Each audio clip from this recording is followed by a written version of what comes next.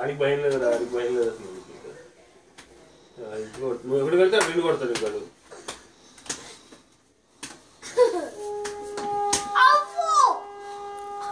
హర్షు హర్షు అక్కడ లైటింగ్ ఏం చూడు. నో బెటే నో. హర్షు లైటింగ్ చూడు అంట.